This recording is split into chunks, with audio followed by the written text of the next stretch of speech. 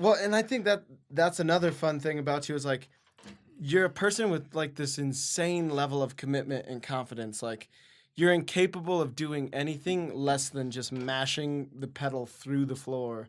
Like Oh, just recently, about a year ago, you started getting real into like bowl skating, and literally overnight, Zach goes from wearing like BMX and like mountain bike shirts and like his old snowboarding gear, and then literally like Santa Cruz shirt with a Santa Cruz jacket with a Santa Cruz hat, and he's all he can Santa talk Cruz about. Vans. Santa Cruz Vans. He's got like Santa Cruz stickers all over everything he owned. And I was like, Zach, you were gone a week in California. What happened? And he's just like, yeah, man, I've always liked Santa Cruz. It's been my thing forever. I've never once not said that Santa Cruz is my favorite thing. I was one of the Lords of Dogtown. I don't know what you're talking about. Why are you making this weird? The bowl was 47 feet deep. I measured. Yeah. Yeah. And like, yeah, man, it was just me and Tony Hawk, and we were just shredding all the time. And like everything I do is 38-foot skateboarding. halfpipe. Yeah. Like, right. and it's literally how you approach everything, just like how you immediately married Hannah. Like you are incapable of doing anything less than 99.9.9%. Like I've never seen anyone give more to everything they've done. Like I've seen people give everything to something, but like you show up to one of your girls' soccer games and like all of a sudden you're like decked out in soccer gear and you're like talking about soccer stats. It's like, Zach, you don't know anything about soccer. It's like, no, I've always liked soccer. I hate American football. Honestly, it's outrageous that they call it football because it's not football. This is unanimously worldwide. This is football. Soccer's probably the greatest sport of all time. And it's like, Zach, that is never what's come out of your mouth. Like, it's so great. Where do you think that comes from? Yeah, that is a great question. I have no clue. Like, I guess it's just kind of been one of those things that I've got, an addictive personality, and if there's something that excites me and gets like my blood going, and to your point, like there were parents at soccer tournaments that could be like, we knew exactly where Chloe was playing because we were 16 fields down that way across, Dick's Sporting Goods.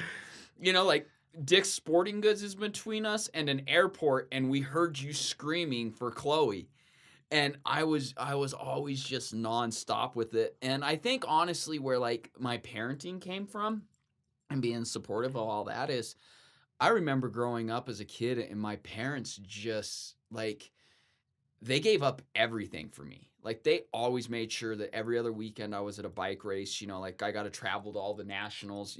I was a good bike racer, so they just made sure I was at all the nationals, and earning those nag points so I could have a little piece of plastic that goes on my handlebars that said NAG, cuz the top 10 nag riders got them. The top 10 in NAG was national age group. There it is. And so what you wanted to do was you wanted to make sure that you were one of the top 10 riders in the US of A. So you could have a little piece of plastic on there and it had what number you were. It said NAG at the top and then it had the number underneath. And literally that's all I cared about was I need a NAG number plate. As a kid growing up, and my parents just made sure that I was able to get that. And so I've just kind of always been full force into the parenting side of things like that. Yeah, but it's not even just parenting. Like, even as a friend, you are, like, the same level of commitment. Like, even as a friend or, like, it's so great. I wish could have been around in the time of the snowboarding because I would have loved to see that in your prime of, like, of taking that personality of, like, 100% into something like snowboarding. Yeah. Where you could just, like, sending it off random. It massive was stupid. Like I wish you guys could have been around because there were times when Kent George, who's the announcer of the Yellow Design stunt team, was actually one of my filmers for snowboarding. And we did a video project together, and it was one of those things where Kent would just be like, "Hey Zach, what do you think about jumping off that hotel?" I totally think I can do it. And literally coming and dropping 4 stories. This is not a once again, we're talking snowboarding, so it's not an exaggeration. I came off of a 4-story roof, and it was actually the balcony of a 4-story hotel. And I dropped onto this like little narrow pitched wedge that couldn't have been like this little 3-foot wide roof that went down into where like the janitorial, kept like all their stuff, like underground. It was like the little roofing to keep that doorway clear. He's like, you should drop from that onto there. He's like, do you think you can do it? And I was like, shit, I got that all day long. Get up to the top, strap my board in, look down. I'm like, this is a little further than I thought, but he's got the camera out, so let's make it happen. Zach Lewis will do anything for a camera. It's one of your best and worst qualities. One of my favorite things is getting you to commit to something, because you do have a tremendous sense of like integrity and commitment where like if you say you're going to jump off that balcony, like once you're up there, it's going to happen no matter how poor of an idea it is. It's so fun to get you to talk yourself into something. It's like a friend. That's a great quality for another friend to have, where you're like, Zach, I bet you could do that. And you're like, yeah, probably. And then that moment of like, oh, man. Well, the perfect example is when we're at Banghart's birthday party. And all we do is we have a fun little water slide set up. And I'm like, oh, well, this is a water slide. Yeah. Mm-hmm. What if we hit the water slide from the roof? Why the hell am I getting up on the roof, the first one out of all of you guys? You guys are like all young and buff and whatnot. And old man River here is like, first one up on the roof. Well, here's your idea. And I'm like, well, son of a bitch. I guess I have to jump off this roof now into the water slide, bounce off of it. Yeah, it was a horizontal water slide. There was no transition. No pitch. It just jump into the water slide, try to land it into the pool, kind of. That was also 2 feet. Yeah, it was more of like a slip and slide than anything, like a blow up slip and slide. That was a great party, by the way. That was. It was a fabulous party. That roof was so hot. I think that's the only reason why I jumped, because my size 47 feet were like on fire. There's like a lot of the surface elephant area. paws were burning. Yeah, the elephant paws were on fire. So I was like, I better jump off this roof. And the next thing I know, like Dylan's up there, you're up there, the whole party's up there. Yeah, I mean, yeah. Once you know it's possible, then I feel like that's a great trait that you both have. Is like that willingness to be the guinea pig, that first guy off the roof, or like just the other day we went and sledded off the roof of our house. Right, and that was my favorite because he just assumed that I was going to guinea pig it, and I was like, no, we got to rock, paper, scissors. And so yeah, I was won it. super he duper won rock, paper, scissors, and then still tried me to get it. I was like, oh, I won, you have to do it. And he's like, no, that's not how this works. So I was like, oh, I don't want to go first. Let me ask you a question on that, because this is true. Back to my Santa Cruz nature. Yeah. I was actually just skating the indoor bowl a couple days ago, and I was doing rock, paper, scissors with a 13-year-old boy on who was going to board slide first, like that night. Yeah. And I'm learning skateboarding. Like it's all. What are you it's talking all about, new. dude? You're the most original skateboarder of all time. You've been doing it for decades. Well, I mean, just because I started Santa Cruz Skateboards back in 1976 when I was on the boardwalk doesn't mean that I really, The bowls these days are a lot different than what I skated back then. Oh, okay. Because I was skating empty swimming pools back then. Like, I was literally having to drain the swim. Like, back then, they didn't have Homer buckets, from Home Depot, because Home Depot didn't exist. Yeah. So I was there literally sucking with a straw and taking a straw out at a time of a swimming pool. And I would stay up for like 48 hours straight cleaning out this swimming pool, getting chlorine in my lungs and everything. And then I would stay up for like 48 hours straight just skating. What a hero. It was fabulous. This was before Instagram, so nobody's going to see any photos of this. This was before video cameras and TV. This is when the world was still black and white. Like, literally, the color of the world hadn't been invented yet. Right. Because people don't know this, old black and white photos are actually color photos of a world that was black and white. They made a documentary about that, actually. Did they really? Yeah. Really? It's called Pleasantville. Oh, I have to watch that. That's a movie. I think it was a documentary about how the world was black and white. And then after you have sex, it turns color. What? Yeah. No wonder it's always been color for me. I came out of the womb ready for that. I haven't ever seen black and white before. Never once. No, it's always been color. Now we're getting into child pornography. Maybe we should. Yeah. Whatever. Oh Yeah. my God. Yeah. New subject. Where were we going before we went to that horrible place? I think we were talking about like the guinea pig Oh nature. no, where we were going with is who with Oh, yeah, rock you and the paper board slide. scissors. With rock paper scissors. All right, this is an honest question. If you win rock paper scissors, shouldn't you be the one that's allowed to call out who goes first? No. See, No, that's you what I get- thought. You get the privilege of going first. Well, that's the whole thing. Is if we rock paper scissors right now, Dylan, I win. I should choose whether or not I go first, or if I'm sending you out the window first. No, Yeah, that's not how it works. that's how I always viewed it. But it was so funny because like Yeah. we're just and like because anytime we've ever done it, you want to be the one that goes first. Like that's the point. Oh no. There's Not times always. no. There's a lot of times where I rock paper scissors for shit that I don't want to be first, but somehow or other I still end up going first, and I never understood. Apparently, I didn't. I'm a natural born winner. just an So we'll continue to play rock paper scissors until I win, and somehow or other I'll still be the first one to do something when I don't want to be the first one to do it. So I lost. Yeah, well, and that was what was so magical the other day while we were on the roof. I was like, I don't want to do this, which is exactly why I have to do this. Like That's why I wanted you to do it. Because Yeah.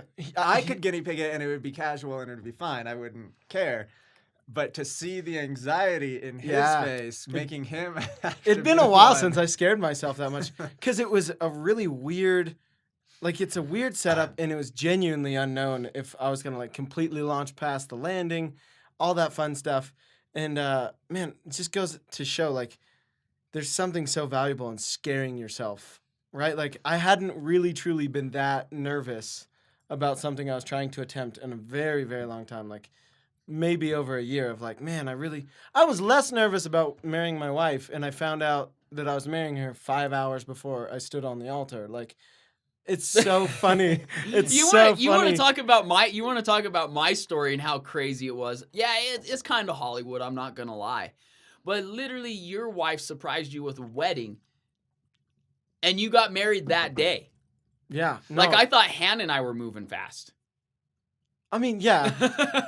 In all fairness, we had already been planning a wedding for like a year later, so it's not like she was like locking me down or anything. Like, but it's so funny how like.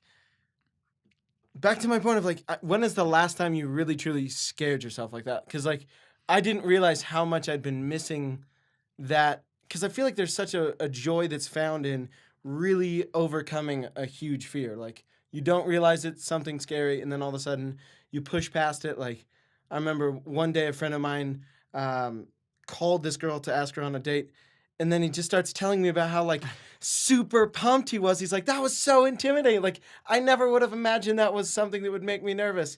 And my heart was racing, and like it was something. It was really truly like I feel adrenaline.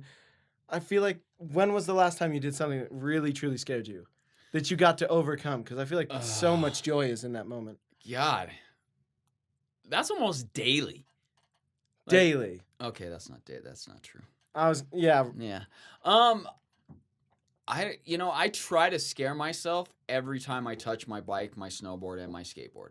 I try to do something that puts me out of that comfort zone and learn something new on it that just kind of puts that little fear of God in me. I think that's just kind of keeps you healthy. Yeah, like it's so good for the heart to like dose it with some adrenaline every now and again. It's funny, like for me, riding, maybe it's just because I've crashed so many times and I know how bad it is. Like that's the one thing where I don't want to scare myself necessarily too much anymore because I know the consequences. Whereas sledding, I don't know the consequences, so I'm gonna just keep sending it until That's so starts funny. happening. Whereas riding, I've like really toned it back, and I'll just like, it's a big deal. It's like a really big deal if I do a no-hander or something. I think that with me, part of the problem is my best friend is Yella. And every time I touch my bike, a lot of the times he's with me, and that really is a bad combination because that guy is fearless. When you want to talk about fearless, that man, I think he's missing the chromosome of fear. Yeah, it's the And- amygdala. It's a part of your brain. And then he's missing that other part of the brain that feels pain. And then he's missing that other part of the brain that feels emotion. No. And he's missing that other part of the brain that feels I think he's just missing a brain because that guy is absolutely my hero every day when we ride. Yeah. It's like he just doesn't care. He's just like, I'm having fun today, and the rest is out the window. Yeah. And I feel like he was like the first person I saw who like really truly scared himself every time he rode. he Like does. I absolutely And I think he still does. like yeah, I mean people have called me Little Yella for a long time, Baby Yella, cuz he was the person I learned how to be like, oh, well, every single time I touch my bike, I should probably do something I cannot figure out how to do. I think the actual thing that resonated with me as a little kid is there's a clip of Brian sitting in a hammock and he's just like, The most famous clip Yeah. ever. If you ain't crashing, you ain't trying. yeah, if you're not crashing on a regular basis, you need to do yourself a favor and try something you don't know how to land. And I don't know if that's 100% accurate, but I do really believe that there's something in the human spirit that like needs to know that you're not going to make it 100% of the time, and learning how to be okay with crashing, or like even in like a more just to like apply it to life, like knowing that things aren't going to work 100% of the time. Right. And that means that it's working, right? Yeah. Like that you're progressing, that you're going someplace. Like anytime I really feel like I'm not challenging myself, you just kind of get bored with life. Like you just kind of fall into this autopilot and you don't really push yourself or grow, versus something as silly as sledding off the roof. I grew 10x that day. Like literally, I was so scared, Zach, to jump off this roof on a sled. And I was like, I have no idea what's going to happen. This is so silly that I'm even afraid of it. But here I am, petrified. And man, I think that's such a valuable skill to like push yourself. Because once you're actually doing it, it's not scary. Like as soon as I tucked my arms into the sled and I started going off the roof, I was only having fun. But Yeah. there's something about fear only exists in the moment before action, I think is a quote someplace that I've seen, where like jumping off the airplane to go skydiving, like it's scary, scary, scary, scary, scary, and then you jump out and it's no longer scary because you're already falling. You're just Right. experiencing it. And I think that's where all the joy is, right? Like that little bit of fear. It only takes a little bit of effort. It just takes a lot of courage to like get into that moment of joy of like just past the fear. Yeah, I think and I think that's what brings happiness to people, in all honesty, is I think that people are happiest when they do experience fear, in a good sense. Yeah. I mean, I'm not saying that they're the happiest, when all of a sudden you jump out from behind a window and scare the shit out of them. Yeah, like Makes them feel alive, though. But, like I just think that that's when people are the happiest. And I think that's the reason why I do try to scare myself a little bit every time I go riding with my friends, because of course I want to celebrate, the good times with my friends, but you scare yourself and your friends are there to celebrate it with you, and you're just like, this is what life's about right here. Absolutely.